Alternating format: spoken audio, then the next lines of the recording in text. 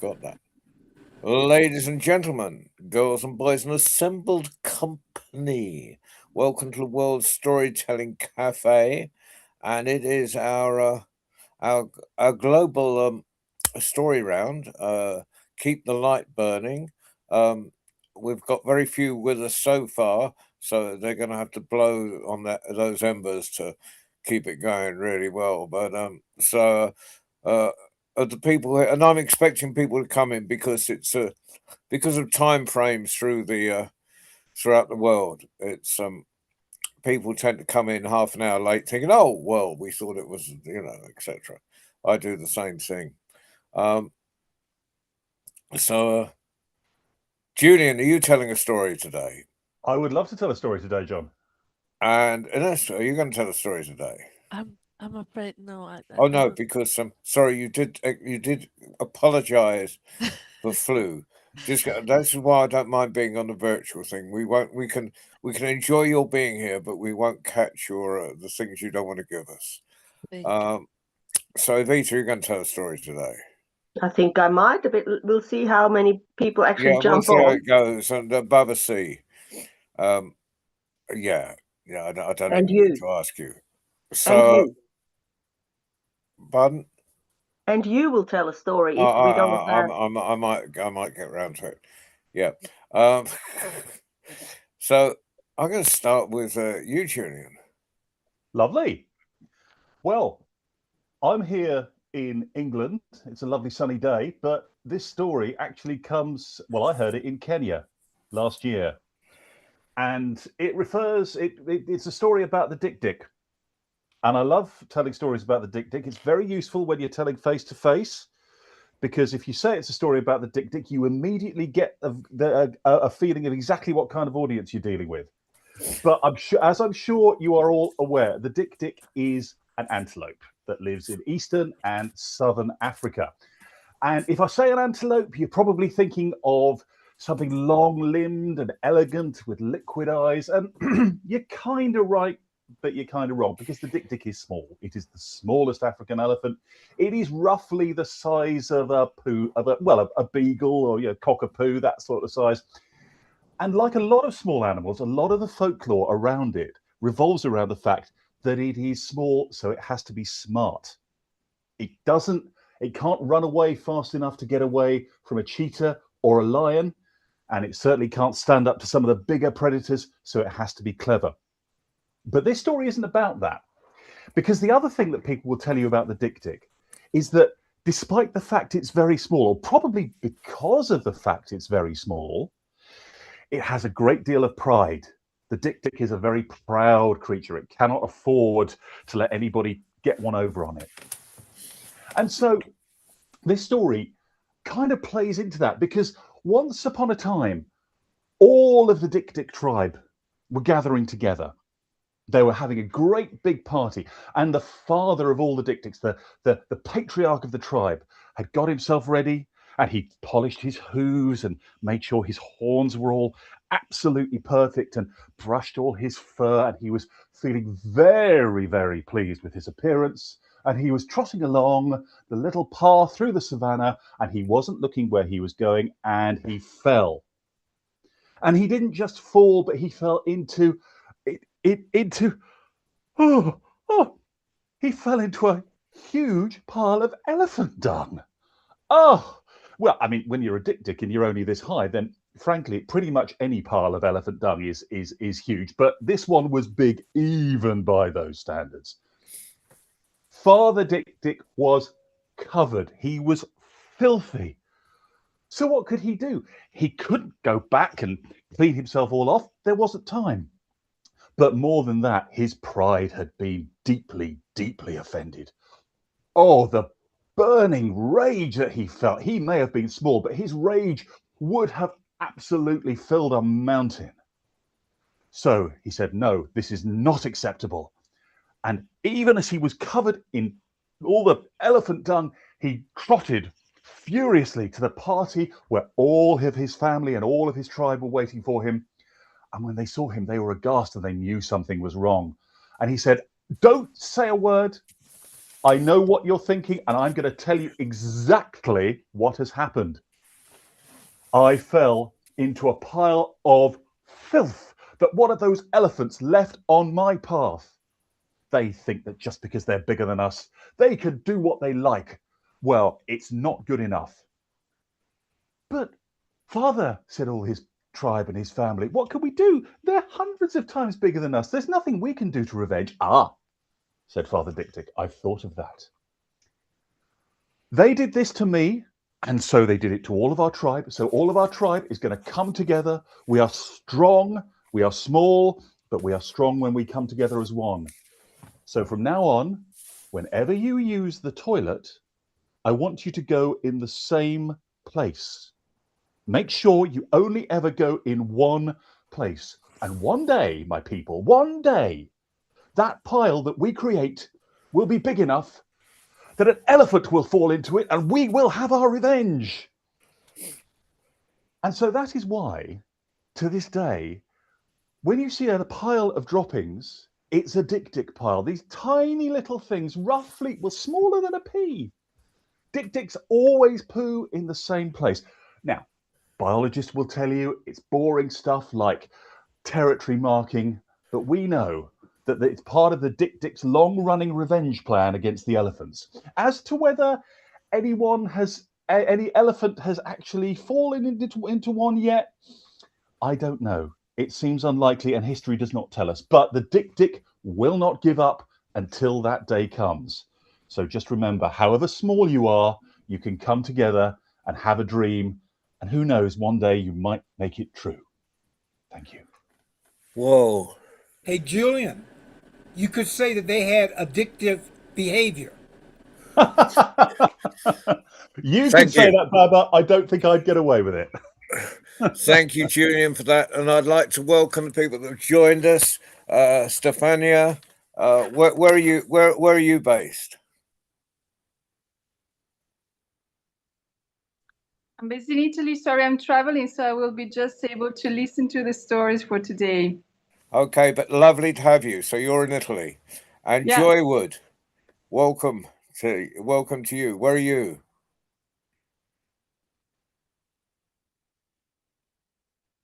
Joy Hi, Wood. hi. This is Lucy, Lucy Anderson Wood, and Mike. We're traveling at the moment, so we're having a few connection problems, but we're hoping to be there in a minute. Okay, well, welcome. Yeah, you do confuse us with your various names. The alliances. And Sally. of course, Sally. Now, Sally is those Hi, coming to the festival will realise that Sally is of central importance. Sally is the person that holds my anarchy together and Lucy's and Mike's anarchy together. And I you're will going do to my best. collate the whole thing and make sure nothing falls through the nets. Would you Oh, like to introduce yourself, Sally? hi, everyone.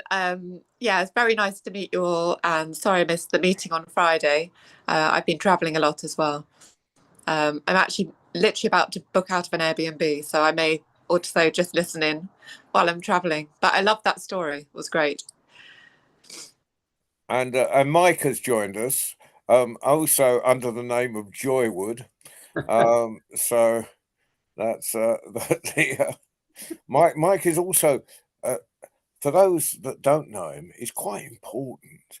He's the president and a main patron of our festival, and so later we'll ask if he's. I know he's traveling, so it's difficult, but we'll have questions on the festival. But right now, if that's okay with you, Mike, because there'll be people joining us as the program goes. So, do you want to start with the story then, and then when we're we've started. We've had a story already, so okay. I'm just introducing the people that have come on since during that story. Then I thank Steve for his set last night, which I thoroughly enjoyed. About an hour after it was broadcast. But I understand the storyteller last night was excellent. And so, Sally, you might want to go back and check him out. Baba, I'm going to ask the storyteller from last night to tell a story. Okay. Baba, see Fair enough. everybody. I walked into that one. Okay. So the story I'm going to tell is I know we want to keep the light, but a story is about, well, you know, storytellers, we use a lot of words. And words are very important. It's how people communicate. But actions follow through. And this is a story about that. You see, this story is younger than Baden, but older than me. Wait a minute. That doesn't make sense. But anyhow, this is a story about a man who hadn't eaten in a long, long time. In fact, he hadn't eaten in so long he got very, very sick. And the doctors told him he needed to eat. He needed to eat very soon or he would be not long in this world. Well, he had several problems. He hadn't eaten and he was homeless. And he had no, I mean, he was really in bad shape. So there was a minister, a preacher, who heard about this guy and he went and talked to his flock, his congregation, and they came through. They got him housing, they got him medical care, they got him cleaned up, but he hadn't eaten yet, and so they threw a great big feast in his honor. But the man had waited so long, the doctor said he had to eat within the next 4 hours, or he would not be long with this world. And so the minister cut short his sermon, and he talked about the guy and how the congregation had come through and how they had come through and gotten him clothing and a place to stay and all that. But he cut it short, and the guy still had 3 hours to eat. But he was so moved. He was just so touched because these people he didn't know, they came together and they got him clothes that were as fine as some of the outfits that Baba C wears. Oh man, they got him food, they got him cassava, they got him mango, they got him steak. Okay. He was a meat eater. They got him all kinds of food, and they set this banquet, and they were gathered around, and people were toasting him, and talk. And he got up. He said, "I just got to thank everybody. I got to thank everybody. First, minister, preacher man, for finding me and doing all these wonderful things, and to the congregation for coming together.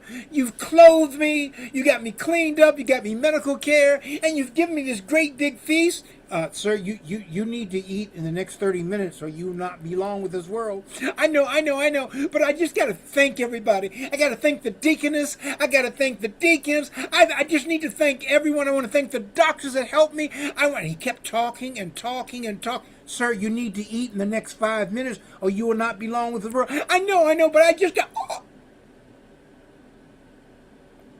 And he was not long with this world. Now, I tell this story for a specific reason. Now, I'm not going to say words are cheap. I couldn't do that because I'm a storyteller. And story and words have very, very power. They're strong. But you see, power, knowledge, stories, words, if they're not followed through with actions, then it does us not any good. And we will not be long with this world. So you can talk. You can eat and you can feast. But after you talk, you have to follow through with your actions. You have to inspire people to actions. And that is my story. Oops, I stepped on a pen, the pen bent, and that's the way that story went. Asante. Whoa. Thank you, Bubs. Now I would normally leave myself to the end, but I've got a story to follow that one. And sometimes you just have to step in.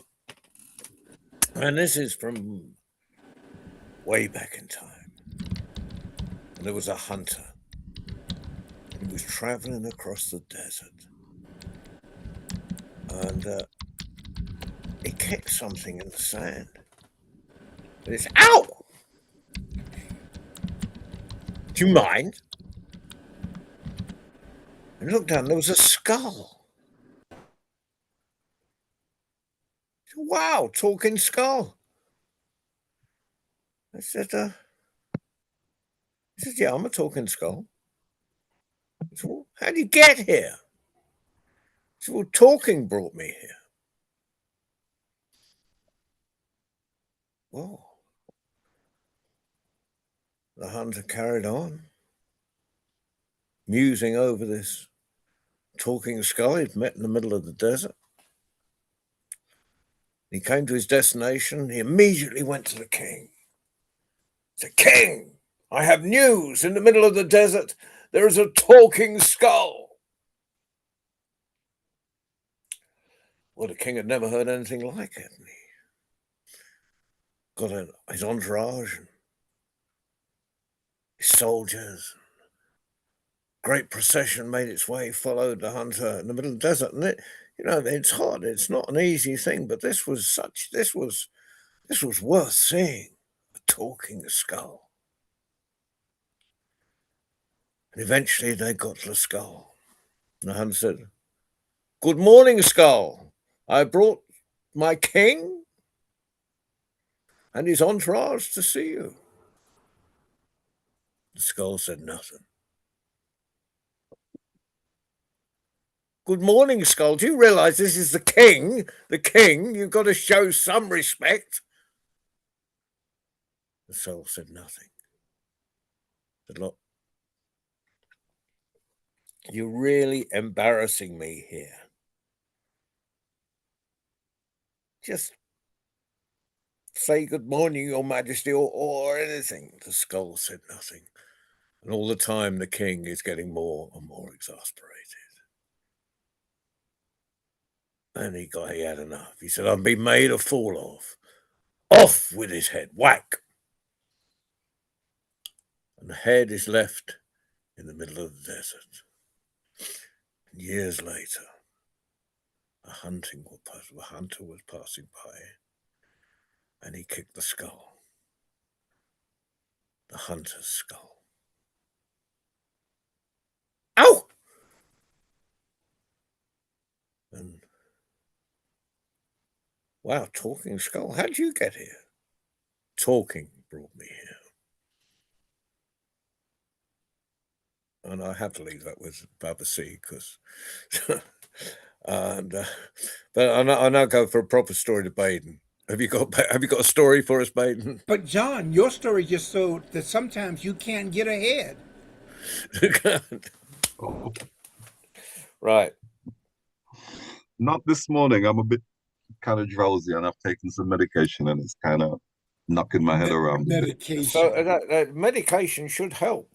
Shall we, John? Not that kind of medication. Yeah. Hangover. Since it's 15:15, John, shall we do the Q&A bit? Yeah. Because I was just hoping a few more people would come on, but they haven't. So okay. Well, I think Mike is here. And it's good thing we've got Mike with Sally still on and hasn't gone off yet. So this is questions about the festival. Anyone who's got questions about our festival, which runs the Marrakesh International Storytelling Festival, which runs from the 16th to 23rd of January next year, and Mike is here to answer any questions. Has anyone got a question for Mike? The first and most obvious one is, those dates confirmed now? yes. Okay. Yeah, those dates are confirmed. Yeah, and we have now got some storytellers coming. So our first flights have been. I'm not sure. Sally can maybe update me, but definitely at least 3 or 4 storytellers have We've now. got two people actually have booked flights, so Okay. and more definitely are on the way. Brilliant. I think it's probably 2 that have sent them to Sally so far. Yeah, they've sent them to me. So if you have any more flight details, please email them to me. You reckon we'll get some decent ones this year? Well, our fingers and toes are firmly crossed. Well, I know this guy whose life started in Antigua. He's pretty good.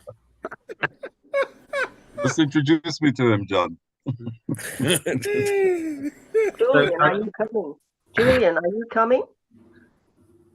Yeah, well, I've been waiting for confirmation of the dates, so now I know they're confirmed. Yeah, I can book. Julian, did you want to say a word? Yeah, no, I sorry. I thought that was aimed at me. I managed to miss the last one because I wasn't plugged in enough. So yeah, try and stop me.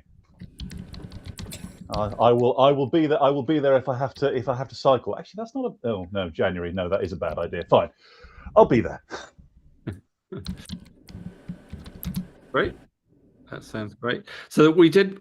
There's quite in the WhatsApp chat for our tellers. There's a quite a detailed message that we put out. So I won't repeat that, but it does go through the sort of step by step on what to do if you're coming. Yeah,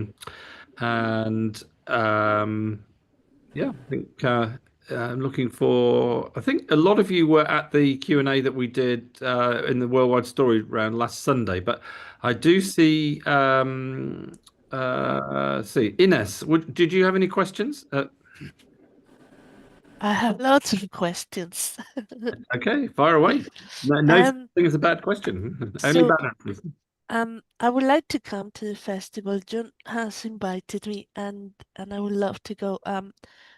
So now I have the dates. I'm wondering, could I join this WhatsApp group so I get all the information? How do I do that? If you could send your, I'm not sure how are you communicating with John at the moment. Is it email or Facebook or email? Great. Yes. If you could email John your telephone number, he will add you to the WhatsApp group, and Excellent. you will find there's a message on the within the WhatsApp group. We have different chats for different things. So, for example, there's a Seeking Stories chat that people where you can go and discuss stories if you've got a particular need, or we've got a personal stories chat and so on. But inside the main chat, pinned to the top, there's a note about the festival. So it's always the first thing that shows up at the top of the screen, and that's the note that we're referring to. So please send your phone number to John, and then you'll be connected. Fantastic. Yeah, and Mike, I think because of how the chat works, because things get lost in the messages come up, that might be worth sort of repeating, shoving that same message back up. Well, it's pinned, John. So it's pinned. Yes, that means that so for the next month it will be at the top of the screen, regardless of what else is going on. And there's a lot else going in there. I've got to tell you, we've got religious festivals. We've got a variety of good wishes for various different things and a bit of other chat. But yeah, and while you're on religious festivals, I think congratulations to Waleed for I mean, he had his Eid celebration yesterday and is up first thing doing this program. So thank you, Waleed. Thank you, and thanks to all the team who've kept the cafe open throughout the Eid festival as well. Was there any other questions, Ines? Please feel free. Yes. So I see it's a week long. Do all the storytellers go for the entire week? So to our last festival, we had 106 storytellers. And one thing about running a festival with 106 storytellers is as soon as you made a rule, you have to make an exception to it. Which is fine. We're quite good at both of those things. So most of our tellers are there for the whole week. Some, for logistical reasons, will arrive a day or too early or a day or too late, and we of course do our best to accommodate that. But I think those who get the most out of it are those who are there for the whole thing. That's great. And how would you program the sessions, or when would you? So we program the sessions quite late because it's not until we have got till we know everybody who's coming that we can optimize things. And some of the programming is actually done real time during the festival, and particularly because we are a global festival, we have a lot of tell us, from parts of the world where travel plans get made late, whether that's because of the time it takes to get a visa or just for cultural reasons, people make late decisions. So the core of the festival is around. I don't. John, do you want to say a word or two about programming? You're the Well, programmer. you were being far more articulate than me this first thing in the morning, but that's okay. The core of the festival, to continue your sentence, the core of the festival happens in the main square in Germania, where we have a tent, and so we pretty well continuous. Maybe Not not just all a night tent, like we did a for the get-together. huge tent. Not just a tent, a huge tent. Yeah, it's a marquee, and then so and we have workshops which are done either in the cafe or a few other one or two other venues around, and masterclass. Well, we call them master classes because the workshops tend to happen in schools. We go out to schools. We saw 5,000 school children last year, the last festival, in schools, both in Marrakesh and out in the Atlas and towards Essaouira. And I'm sure there'll be more this year because as people hear about it, everything gets bigger at every festival. And we take suggestions. So if you've got suggestions of a workshop you'd like to run, if you email it to me and Sally, so CC either to Sally and CC me or vice versa, and we'll look at this whole pile. We'll have by the festival. God knows how we're going to do this, but we're quite a democratic festival, so we take everyone's suggestions and try and make those work. Yeah. So what? Now that was me huffing and puffing. Now, would you care to put that in a more articulate way, Mike? I doubt it, John. You spent your whole life as a wordsmith. I'm a mere behind the scenes person. But Vita, your hand was up. Did you want to contribute? That's good. He mentioned the schools. Just so Inez knows, it is one of the most rewarding things of the festival is that from is it Monday to Friday we go out to different schools. Each teller will go out twice unless you want to go more often, then you can put that down. And it is super, super rewarding to go out. And that's what they call workshops in Morocco, is when you go and tell stories and play story with the students. And they're all manner of, am I right, from orphanages right up to private schools. It is one of the integral parts of the festival, and probably for a lot of us the most rewarding, although everything else is very rewarding too. So don't forget about that part. Yeah, so we have last year on our biggest day we sent 48 storytellers into schools, which are almost all state schools, many of whom have relatively little arts input. So it's quite our festival has been under the Royal High Patronage, which is a great blessing. And so when we show up at the schools, they really do receive us as honoured visitors, and there's an incredible buzz in the whole region. So we have a partnership with the Minister of Education that puts us into schools in the whole region of Marrakesh, which is about 1/8 of Morocco, all the way up to the Atlas Mountains, down to the sea at Essaouira and Safi. And I ask those who... That's not me this time. Yeah, so we've got quite a few microphones on at the moment. So could I just invite those who are not speaking to mute for the time being? I'm going to mute, but real quick, John and Sally, Julian needs your email addresses if you will put them down in the chat. And Mike, I sent you a private message. Okay, thanks very much. Yeah. So I was just going to scroll down and put John's and Sally's emails in the chat just so they can focus on the conversation. Thank you. That's very Thank kind. you for that, Baden. Okay, so schools program. You might, as a newcomer to the festival, there'll be a core of things which John timetables for you. So you will get to tell in the tent. You will get be involved in telling elsewhere.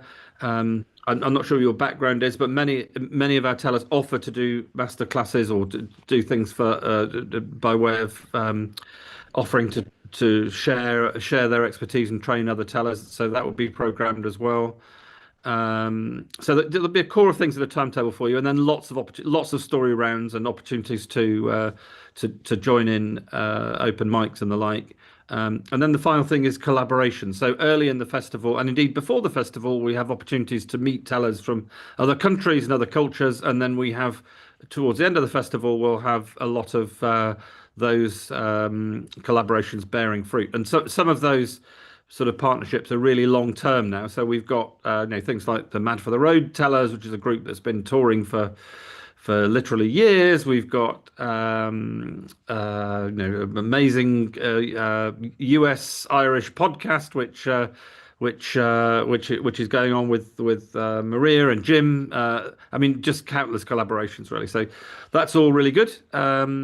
I think is anything else I didn't cover there? Give me anyone want to come in and compliment that? Yeah, Evita again. Zuhair, you haven't mentioned Zuhair. I haven't mentioned. He's not here. Before we do that, sorry, Dee has just joined us. So hello, Dee. And what we're doing, we're having questions on the festival, and so Mike and Sally are answering. But Mike is doing most of the answering. So have you? We'll get the Zuhair.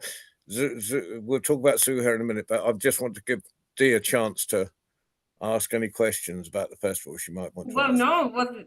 This is the first time I've actually I'm awake. It's 9:30 p.m. in Australia, and I realized that you guys were doing something, and then there's a button that joins. It says join. So I just happened to be here, and I'm so happy to see you guys. And if all goes well, I'll see you guys in Marrakesh next year. So no questions, but I just wanted to say hi, and I saw Baden's face pop up, and I was like, and then I saw Vita, and I'm really happy to be here.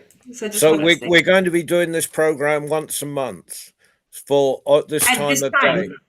Yeah, well, at this time, which is especially we're doing this one so Australia and the Far East can join us. So that's amazing. So if you want to tell other people like Lily and in Australia that that it's happening, Evita would, but she's abandoned you and gone to Switzerland. So could I just say? Sorry, finish, John. Sorry. But pleased to have you here, Dee, and if you can spread the word about these monthly things, that would be brilliant. Keep an eye on our schedule. Evita, sorry, I blew you out. Could I say a word or two? Sorry.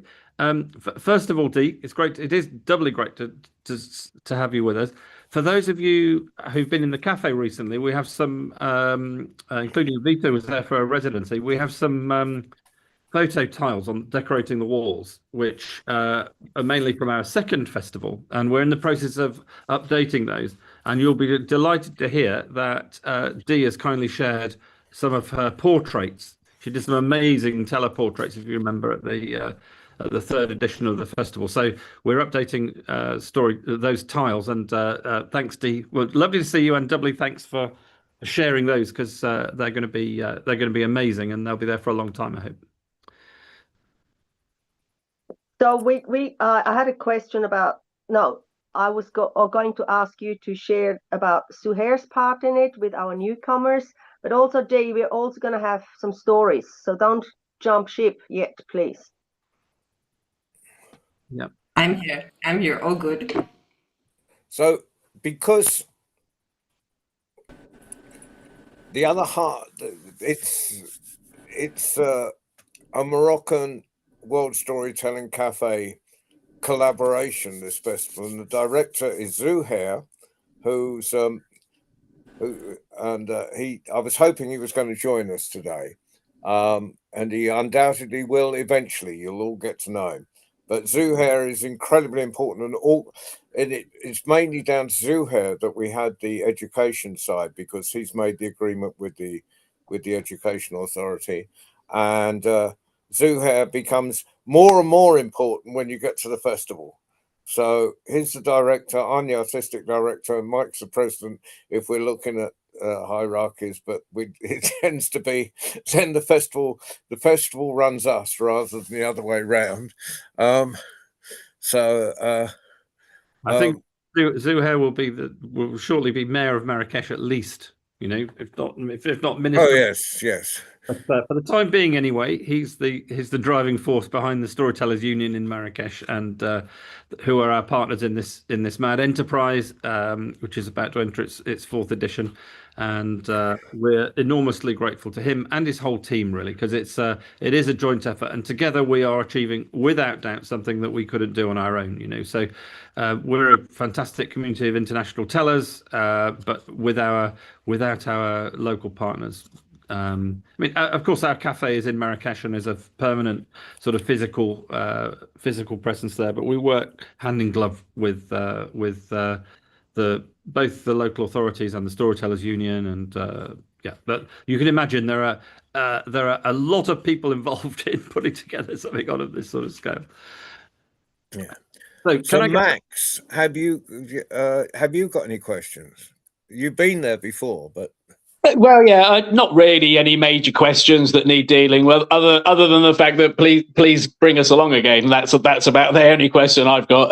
Is I'd love to come. So yeah, apart from that, not really. Max, I'm thoroughly looking forward to it. Yeah. Okay, so Max and Lisa are 100% invited, no doubt. Okay, great. Stefiana, would you like to? I don't think you were on the chat the other day. Could we offer you an opportunity to ask any questions? No, actually, I was there at the 2023 edition. So I was there at but unfortunately, last year I couldn't get it. So I hope to be there. And also, I'm already in the chat, so I'm able to follow all the information that are put there. So perhaps I'll send you an email to Sally and John with some suggestions. And I've just have questions about the workshops in the schools. Whether it is possible also to do, because last time I wasn't able to go to schools, but I would like to know whether there can be also practical sessions. Or whether it's possible to know beforehand in what kind of schools you are sent, so that you can perhaps also make some more practical things, perhaps with the schools where students are more able to speak English or to interact directly without a translator. So I don't know whether I made my question is clear enough. Yeah, sure. So I'll say a couple of words, and then because the school's program is so exhilarating, I'll invite one or two of the tellers who've been to the school to comment as well. So from an organisation point of view, we actually work in, I'm going to talk about state schools, which is 95% of what we do. There are one or two private schools that partner with and orphanages and other institutions, but most of it is through a partnership with state schools, which covers the whole of the Marrakesh region. And we actually go in through the English department. That is our point of contact. And that's important because the English department has regular sort of training days and the like throughout the year, which we attend. So in the build up to the festival, the teachers, to a varying degree, will be preparing their students. And indeed, after the teller has gone, to a varying degree, they'll be including the storytelling in the curriculum. And some of the schools now have storytelling clubs, which is something we're keen to build on. So in terms of translation, there'll always be an English teacher. And then we don't just send a storyteller to the school, we send a team. So often it will be more than one teller, a Moroccan teller and an international teller, or a couple of international tellers, and also one of our organisation team as well. And sometimes they will translate, sometimes they will facilitate in other ways, more sort of logistically. So and that overall, I think between the English teacher and the member of our team, it seems to work in terms of providing sort of support. I wouldn't worry too much about language. It's quite difficult logistically to match tellers to audience. I think most of you are quite good at adapting to the audience that you find that you find, and I think in some ways some of the school kids with least English have had the most rewarding sessions in the past. So I'm going to invite no, Baba. Would you like to say a word? I know you're a star but Baba could show up in any school in Marrakesh, from the Atlas Mountains to the sea, and the children will spontaneously start chanting Baba Si, Basi, Baba Baba Si. Si, Baba Si. It's first of all, I enjoyed doing the festival. I don't know who has more fun, me, the students, or the people in the streets, because they stop me too. I will say this: the students are very receptive. And I had one incident where I and another storyteller were sent to a school where they spoke no English. But the storyteller I was paired with spoke the local language, and I did not. However, our transportation person and my wonderful assistant, Anas, translated, and we got this rhythm going. And they must have been translating well, because you know me, I do the bad puns and the bad jokes, and the kids got it. So it's really a rewarding thing.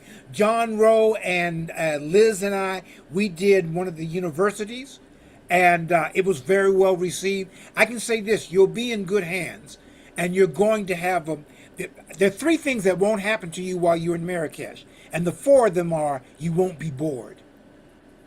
And it's really good. John and Mike make sure that we're well looked after. The volunteer staff is great.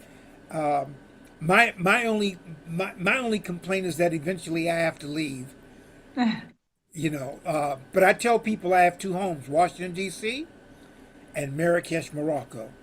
Oh, and it's 6:30 in the morning on my side. Wow.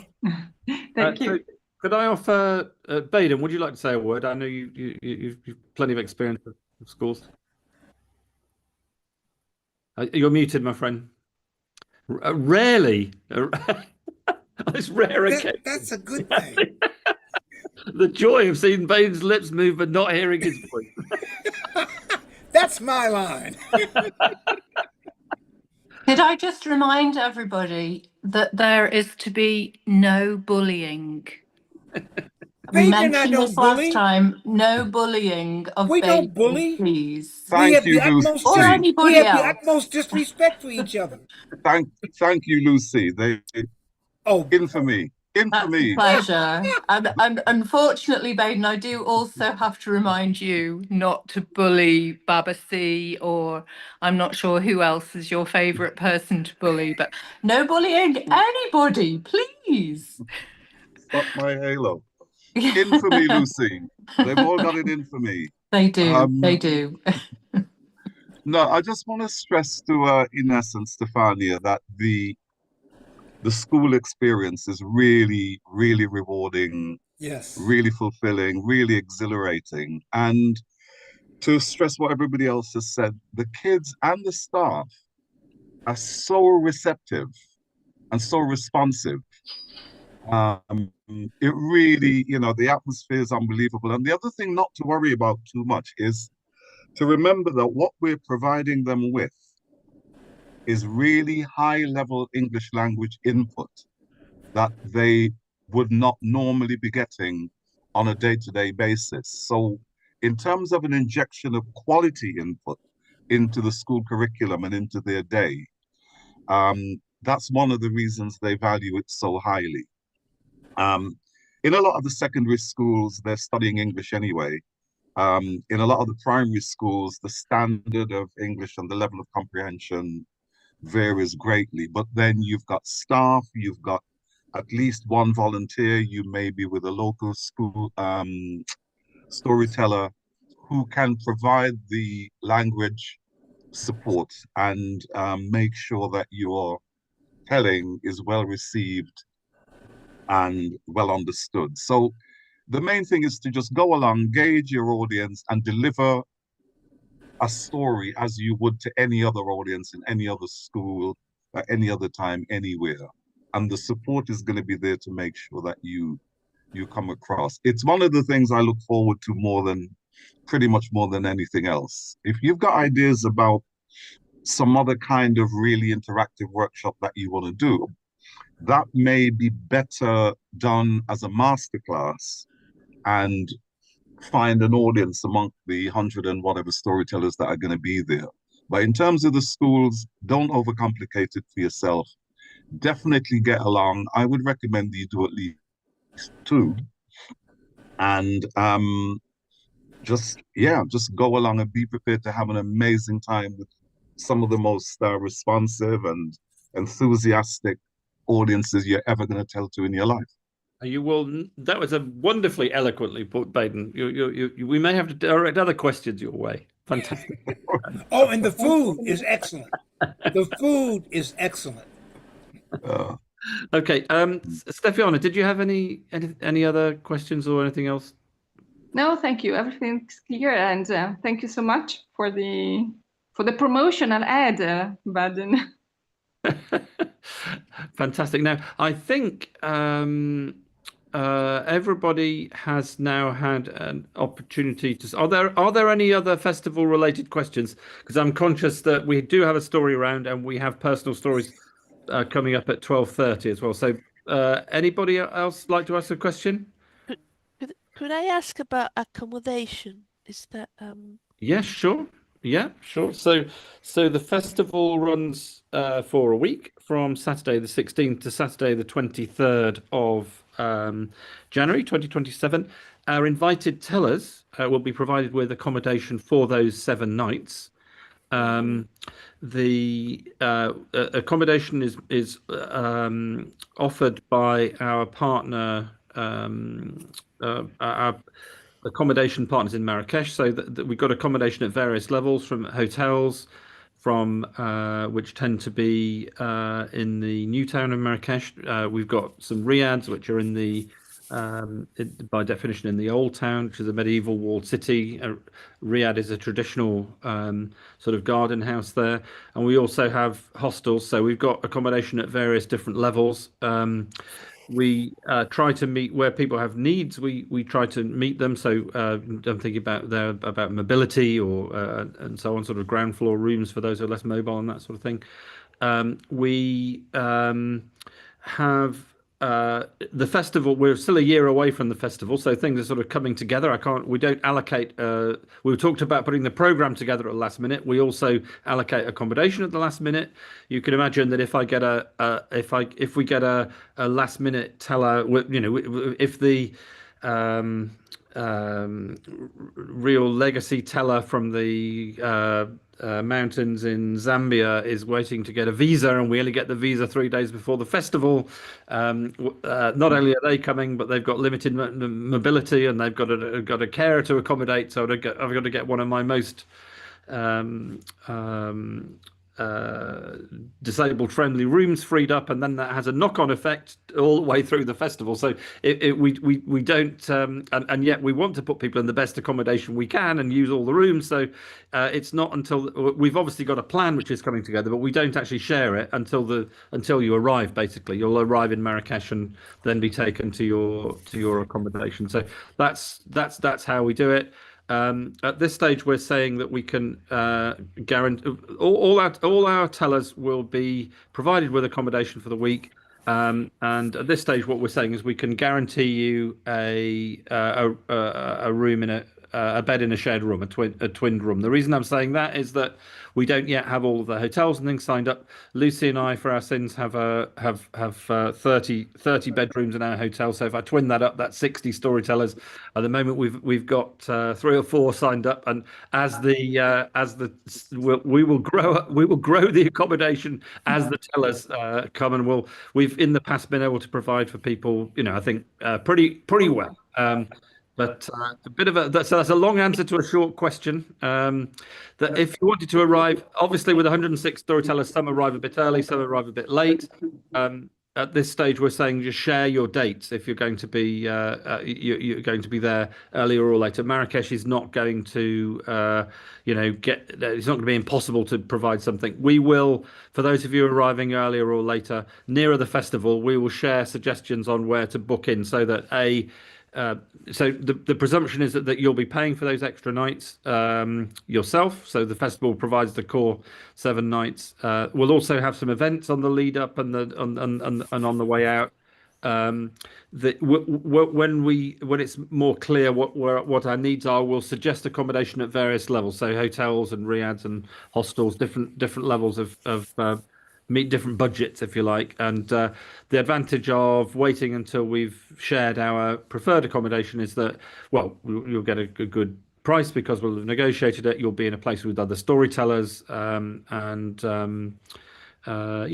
sort of festival feel will be there for those of you who are there earlier or later.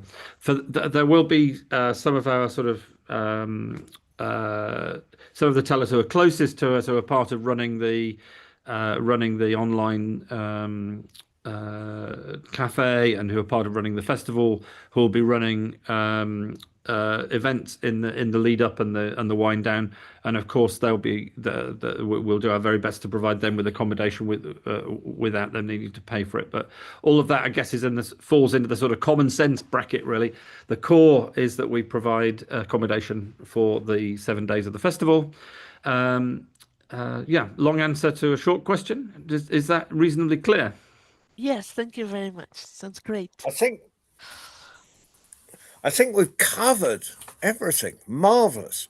And well, I do have something. Sorry to interrupt. Sorry, John, to interrupt. I've now appeared in what I think is a Marrakesh scene with palm trees behind me. But is it okay if I say a few words? So I was going to leave you till last, actually. So can we just clarify that there are no more questions before we invite Lucy to say a couple of words to wrap up? Okay, that's good. So I just want to acknowledge again the huge part which Zuhair and Brahim and the the Storytellers Union play in this. It's very much a partner. It's very much a partnership, and I'd like to welcome Sally again to the team. She's a volunteer, as we all are, and she's going to be quarterbacking the. Well, at this stage, it's sort of an information gather in terms of who's coming and what you're offering for the festival. So all of that is going to make, hopefully we'll make quite a very satisfactory mayonnaise from the ingredients that we're throwing together. With that, I'd like to hand over to Lucy, who will say... I'm going to introduce Lucy because she sort of sits there a bit in the background, but this whole thing, this whole World Storytelling Cafe Festival, etc., would not have happened without Lucy's inspiration, because although Mike's been the bass, Lucy is the person that had the whole idea. So I just want to make that clear. Over to you, Lucy. Oh, well, thank you. That's very kind. So I just want to kind of emphasize how amazing the festival in 2023 was for anybody who wasn't there or who's listening to this afterwards. So we brought together people from different cultures, many different cultures, people speaking many different languages, and people of different ages, from different backgrounds, having different values, different views of the world. And I think it was partly because we had this amazing theme that nobody could understand or pronounce at first, Baja. Somebody said Badja, some people said Bahaja, and there was a lot of variation. But what really came together was we all united under the spirit of Baja, which was having a sense of joyfulness, spirit, exuberance. And strangely, it's almost magically, what happened during the festival was we all started imbibing this sense of Baja. It became, even though some people got a flu while they were in Marrakesh, there seemed to be a bit of a virus going around, but even when people were feeling slightly physically unwell, everybody was connecting with each other. There was like a spirit of togetherness. Like I've almost not seen it before. Maybe I've seen it with in some groups that I've been in, but it's pretty rare, and people were astonished. And this seemed to last beyond the festival. People contacted me and saying, you know, what was in the water? Did you put something in the soup? Because I'm still feeling this sense of joyfulness. And the theme was Baja, joyful and healing and joyful stories. No, joyful and healing stories. So it was pretty wonderful, and hopefully 2027 will also be full of Baja. But what's happened over the intervening 2 years that a lot of us have witnessed in the world is that even though stories can bring us together and bring joy, sometimes there's a quieter and more dangerous side of stories. They can also divide us. And I think we've witnessed that in the world over the last 2 years. And it can be caused by one person, no names mentioned, Donald Trump, or it can be caused just by groups of people getting together and making decisions about other groups of people. And we can end up feeling either on an individual level that we're not enough, or as a group level that that group's not enough, or this group of people are the problem. And I think we can decide this world is an ugly place. We can decide I'm always going to do things in this way, or other equally difficult decisions that can change in an individual's life, or change a community's life, or even a country's progress in the world, or how a way of being in the world. And I think this year our tentative theme is, again, it's Baja, because that's such a powerful thing, but also it's where stories of kindness, love, and courage connect the world.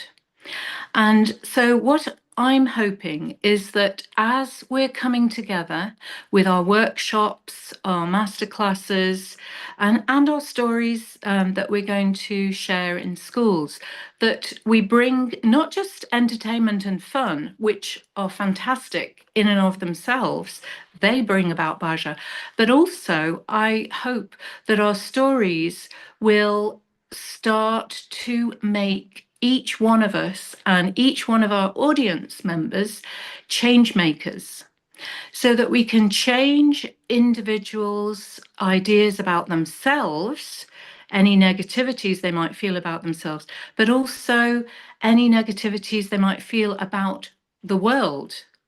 So I'm viewing us in the 2027 festival as agents of change. And I know that, I mean, I view storytellers, storytellers are change makers, and they may not always see the change that they make, because it's like Maria Gillan says, you know, a seed is planted when somebody tells a story, and then the storyteller may go off to the next gig or to the next session or whatever, but that seed will grow and grow and grow. So what I think is that we're not just having a festival in 2027 in January.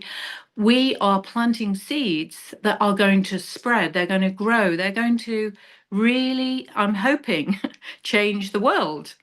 You know, so it might sound grandiose, and I'm not going to apologize for that, because I think we need some grandiosity in the area of kindness.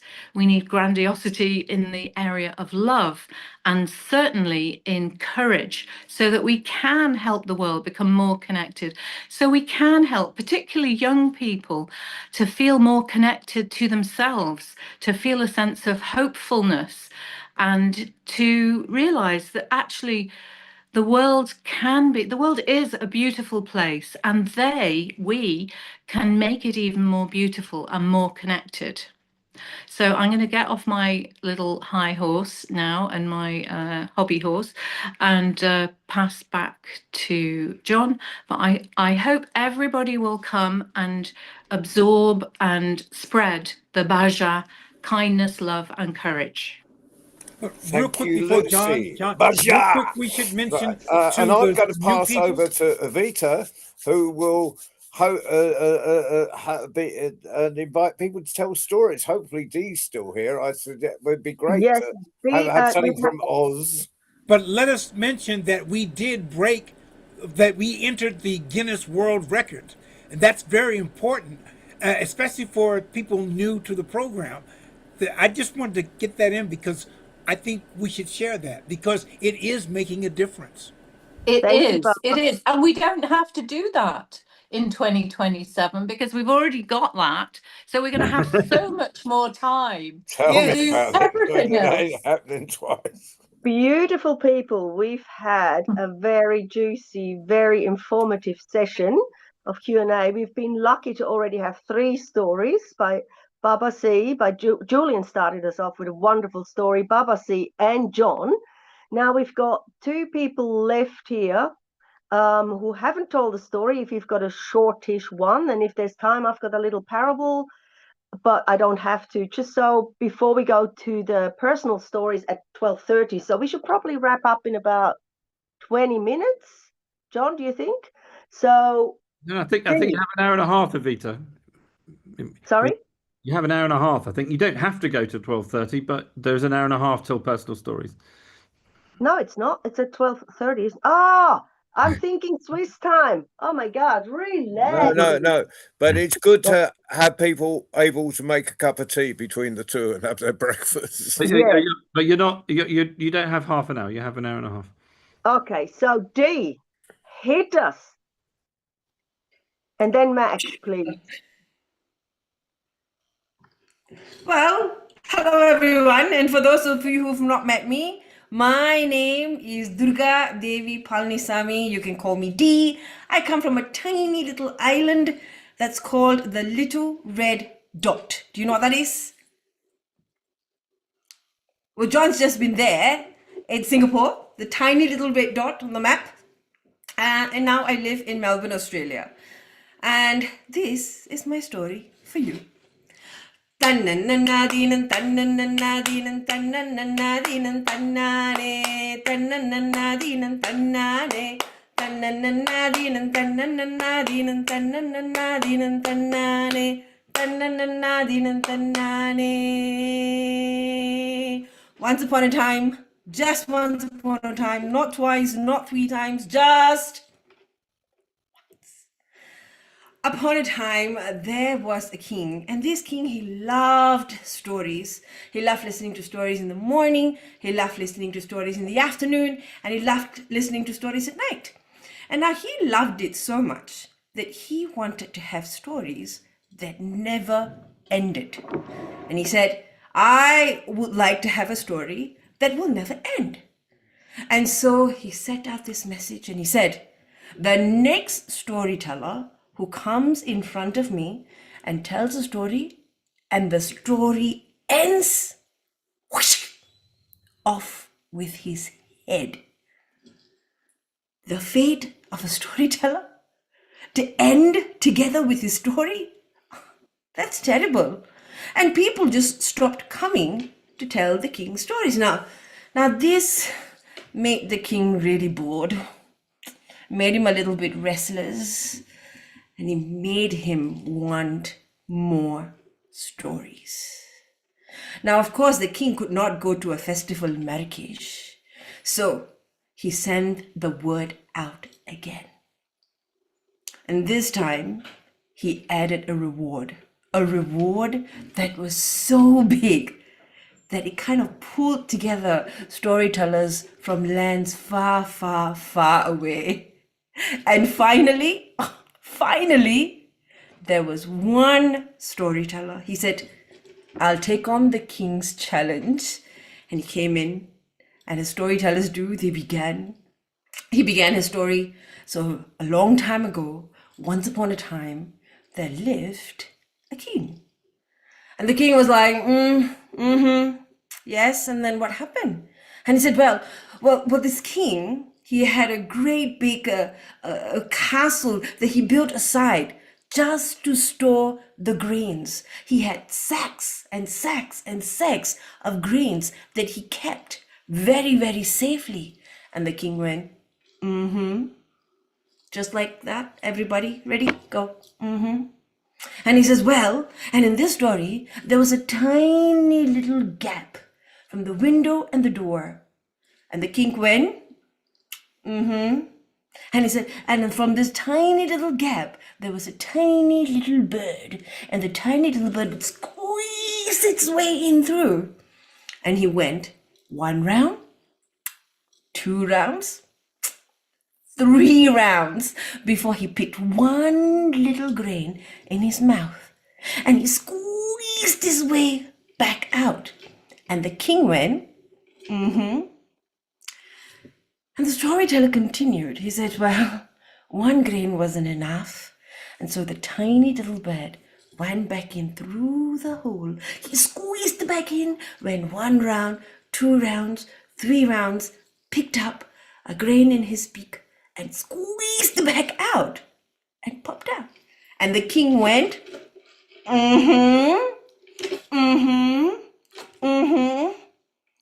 And the storyteller kept on going and going and going, and the king went, enough! What happens next? And the storyteller said, sire, well, we've only got to the part where the bird has collected a handful of grains. You kind of need to wait till he finishes 1 bag and 2 bags and 3 bags and all the bags in the granary before I can go on to the next part of the story. Well, that's why this is a story that never really ends. And the king went, aha, you got me for this one. And he did reward the storyteller. And he still loves his stories, but he doesn't make such odd requests anymore. That's it. Wonderful, see. We missed your stories, didn't we? We really missed your stories. Well, Well, it was it's lovely, good that Gina. I've chanced upon this. It's the right time for me. So I'll make it a point to be here. Yeah, John and I have talked about it. I sort of got out all the different times to try to include Chennai, Singapore, Australia, and unfortunately Babasi and the Northerners, they have to get up early, but they're okay. I just don't go to bed until Yeah, after that's what this. you do. Yeah, We can travel with Babasi. early on, we used to do a monthly session like this during when we started the cafe during COVID, and it kind of disappeared. We're back. But a resurrection. Thank you, Evita. Hey, John. Young Maxwell, you're just sitting there. Is there a story? I haven't. Well, possibly. Let's see if we can get this one together.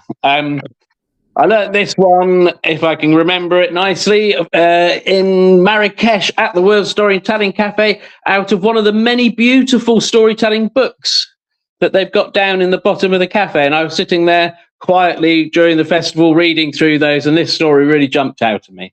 So I'll try and do it its best shot. So this story is based in the deepest green lands of the islands that I live here on the Atlantic northern coast that we call the land of wells and springs in many legends. So there is this beautiful little croft in the middle of this beautiful green countryside. Croft is a farm, and there is a lovely woman and a lovely man, and they are married, and they love each other dearly, and they look after this lovely little farmland deep in the green deep in the green emerald landscape. They love each other so much. They have a lovely little child, a beautiful, beautiful baby boy. The father works the land across out in the land, farming the land, and the mother looks after the baby and cares for the cattle and the cows and the sheep and the pigs. And when they finish their hard work, they come together at the end of the day, and there's nothing they like more than to dance. And she has such light feet that her dancing makes her husband full of love and joy for her. And they take their baby in the arms and they dance together around their croft. And the other thing that they like no more is the way that she breaks bread. Her hands are so light and so careful that she makes the most delicious pastries. And the father likes to sit with their family at the end of the day, nibbling on their beautiful bread and pastries, nom, nom, nom, nom, late into the night with their baby in their arms. And this makes the woman's heart so light and so joyous that she would want for nothing else in the world. Now, as it happens, in these little farms, these little crofter farms, you grow some vegetables, you milk your cow, you make some cheese, and if you're very lucky, by the end of the month, you may have a few bits left. And that then is taken to the local market and traded for goods that you cannot produce yourself, like linen, threads, needles, careful things like that. The father would take these extra gifts and off he would go to the market. And on one such moment, the mother was sitting at home, gently rocking her child in the crib. Now, in these islands, it is always good to hang a talisman over your crib to protect your child from the naughty fey creatures that live amongst the hedgerows and deep in the forests and under the hills. Now, she's a busy old time running backwards and forwards, fixing this, making some more bread, tidying the house and readying it for when her husband comes home and they have another joyous moment together. And during this time, she picks the baby up, takes him outside, puts him back, tidies up the croft, takes down the talisman to tidy up the crib, and then in her forgetfulness, forgets to put the talisman over the top of the crib. And as she's outside tidying up the porchway, she hears a crash in the kitchen. Oh, what's that? She runs in and finds a milk jug spilled across the top of the counter. That's strange. And at this merry moment, the cows and the chickens start to moo and cluck wildly in the garden. She runs outside to the garden and they're all quiet. And as she comes back in, she realizes her baby, who normally is very quiet, is crying and screaming. And there's such a horrible wailing noise. She runs in, and instead of the baby, there is a strange, ugly-looking creature. This is a changeling. Now, I don't know if any of you know about changelings, but the fairies will come along, if you're not careful, and swap your child for a changeling and take the baby to the fairy queen. Often this is the last time you'll ever hear about that baby. Now, at this moment, an old man happened to be walking down the road towards the crofting house. She runs out with this crying, screaming baby in her hands, and the old man looks at her and says, "Oh, it's okay. I can help. I know many strange things, and my ways have brought me here, not by chance, but by the ancient magics. I know of a way to help you. I will stay here with the changeling, and you take this gift, this bent old nail."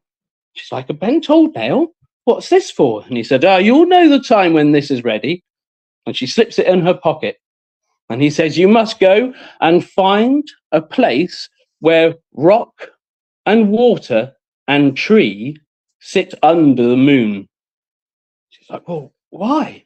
And there, when you wait, listen, I haven't finished yet, said the old man. "When you find this special place, you must knock on the wood of the bottom of the tree where the water flows and say, 'Let me in 3 times. I will search for my kith and kin.'" She can do nothing more than trust the ramblings of this old strange man, for this is definitely not her child, and she cannot live without her child. And what would her husband say once he returns? their life would be over. So out into the wilderness she goes, deep into the green hillside, until she finally finds a large tor, a rock outcrop. And on top of that rocky outcrop, a great hawthorn tree grows. And from the base of the hawthorn tree, water flows out as a beautiful spring down the hillside. The moon rises up full above this hawthorn tree, and in that moment she knows that the old man was telling the truth. So she climbs the tor and finds where the water flows at the base of the tree and knocks on the tree 3 times and says, let me in, I search for my kith and kin. And at that moment, the rock below cracks open, and a small fissure has appeared. She squeezes through down into the rock and then finds herself on an ancient stair, so old and so worn. She slowly wonders what she should do, and she tracks down these stairs, stepping carefully as she goes until the stairs turn into a long path. Through the path she goes, deep under the ground. In the darkness, the roots of trees seem to grab at her dress and at her apron and at her hair. And she keeps going no matter how afraid she was, because she desperately wants to see her child again, until the small tunnel and path opens up to a great cave. Crystals glow along the edges of the cave, shining brightly, and everywhere she looks, creatures of all kinds, strange short ones with green skins, tall willowy ones like just shifts of light, great butterfly winged ones, the ancient fey beings all gathered in this great cavern. And at the end of the cavern, on a throne of crystal and gold, the most beautiful woman anybody has ever seen. No mere mortal woman. This is the Fey Queen, Titania. The young woman approaches carefully and says, looking for a child. And then she spots her child sitting on the lap of the Fairy Queen. Now, the Fairy Queen, very straight, calm face, looks out and says, what are you doing in my realm? And the mother says, I merely want my child back, please. Without her, how can I be happy? And the Fairy Queen looks at the child, who is giggling and laughing and seems very happy. Well, the child seems quite happy where he is. I don't think I shall give them to you. No, be off with you. She says, oh, please, I will do anything to have my child back. And at this point, the Fairy Queen looks at her and says, if you can give me the likeness of your feet, I will give you your child.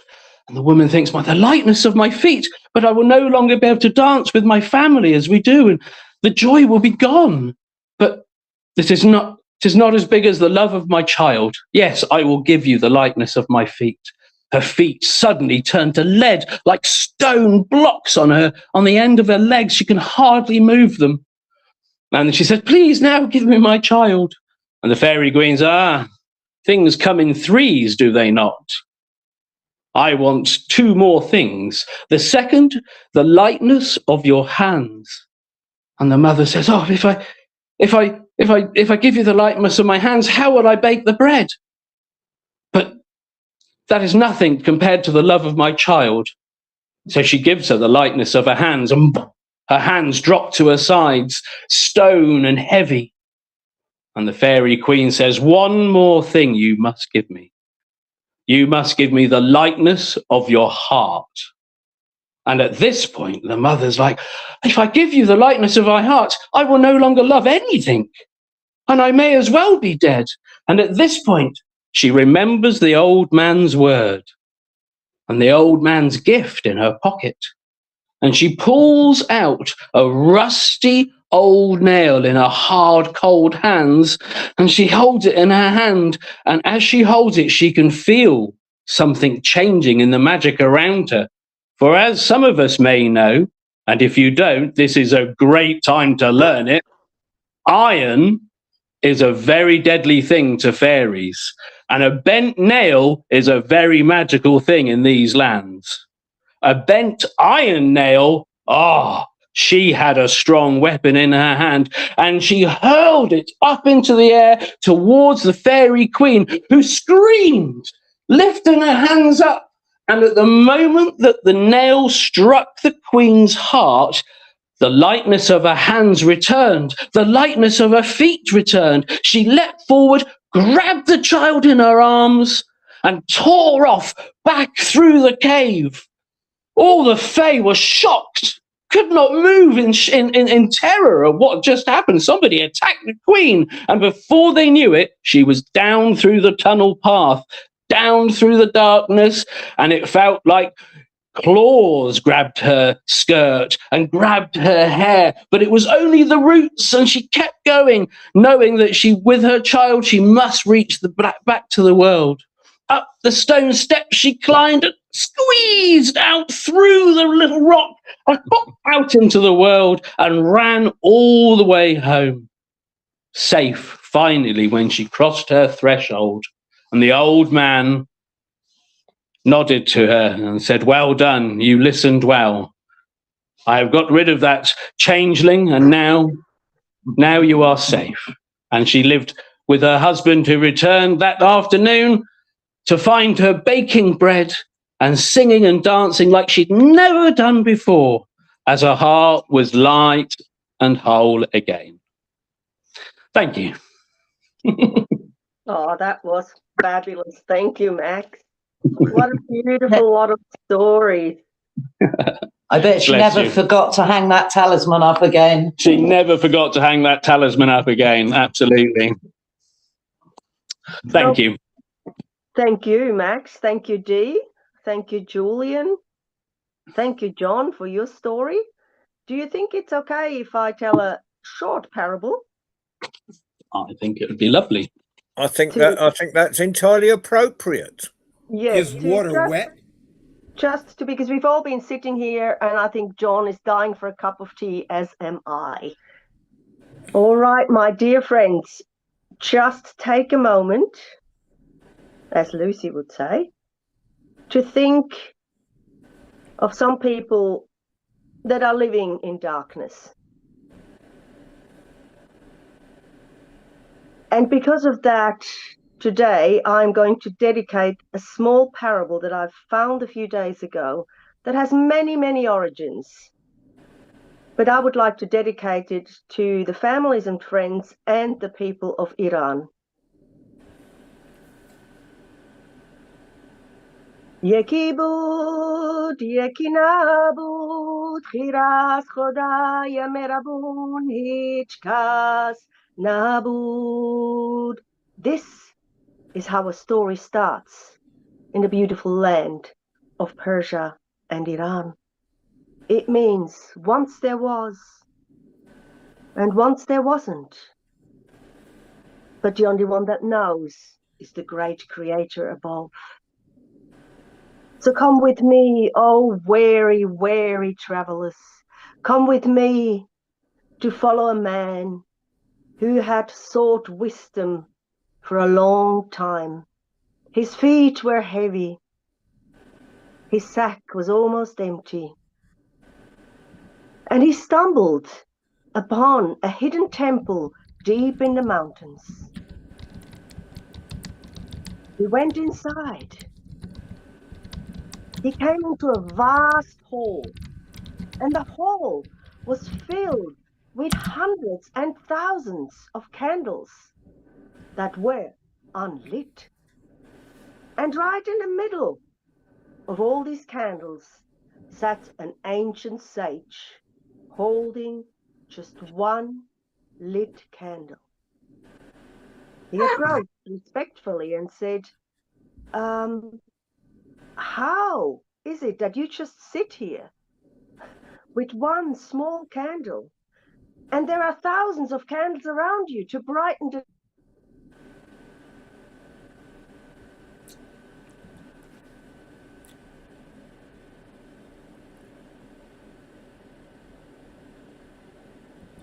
You've gone on mute, Elisa. How far did I get?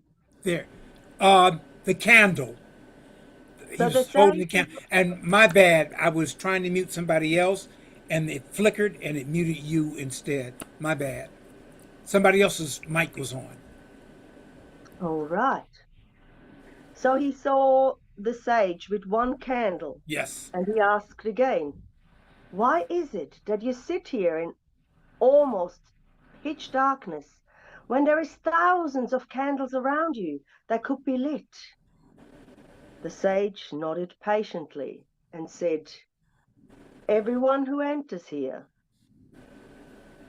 brings their own light. They carry that light, but they forget to share it. You see, they are scared that their light is too small, and that small light would dim even more if they went to share it."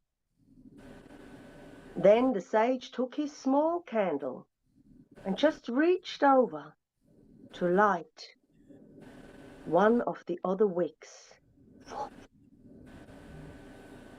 Now the traveler was so impressed that he hesitated, but he took a candle and held it to the sage's candle, and the darkness lifted just a little bit.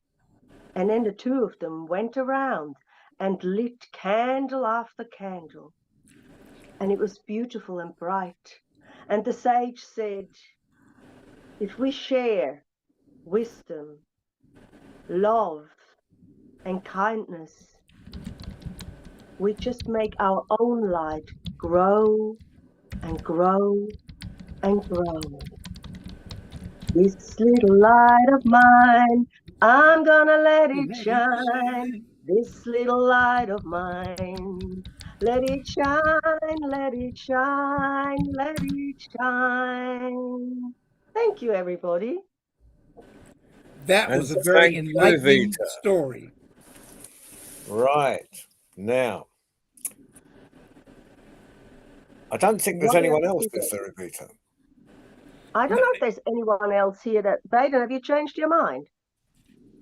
No, he's not good. He's not no, he's good, but he's not good. He's good, yeah. Hey, John, I have a question, but it's not related to the stories. Are the hats still next to the icons? The what? Are the hats still next to the icons when we have a storyteller on the? Oh yeah, sometimes. You've still got a hat. Okay, I'm asking because someone wanted to know where my hat was, and I didn't see it either. But okay, Oh, maybe not. Maybe they've gone. bring them back. Okay, we'll check that out. Have a word with Wally. We have the technical capability to put a hat, so it's just, if it's been overlooked, we'll get it fixed. So, I did that because somebody asked me where it was because they had heard about the hats and they were trying to do something. Well, they were trying to do something for me, but that's not why I'm asking. I just thought the hats were nice. Okay, it's always on your teller profile page, and if it doesn't make it to the show, it's because it was overlooked. Okay, thank if you, you go sir. to your own page, it's always there. John, do you think we should give Waleed and everybody else a little break before personal stories Yeah, come? I think so. But I thought we'd do this again next month, but on the 18th. Sounds Because perfect. I'm in the middle of the field on the 25th. So, so 18th of April will be the next global round, keeping the light alive, keeping the light burning. Is that okay with you, Evita? Evita, you've frozen me out. And of course we have, and I need to look it up on who's next. Our next, well, there's the personal stories at 12:30 UK time, and then Friday we've got. Hold on.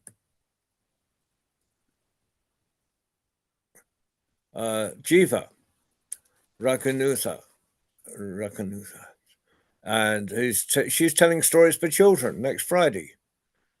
And then we've got April 25th is going to be personal stories talk. Yeah, I've said that. Thank you, Nick. So, but the next one of these is on the 18th, 10 o'clock in the morning. So thank you very much, everybody. And I think the festival is well and truly launched now, having done 2 launch shows. But if anybody watching this on catch up has any questions, then please email the cafe. If it's program related, email John. If you're a teller and you're not in the chat that we talked about earlier, then let us have your telephone number, so mobile number, so we can add you to that WhatsApp group. Well, thank you everyone for coming on. Thank you, Evita. Evita's just sent a quick message saying that Zoom threw her out. She didn't. It wasn't Babasi. Her Zoom just kicked her out and shut her down. I'm bringing her back in now. Yeah, I've brought her back in. Right.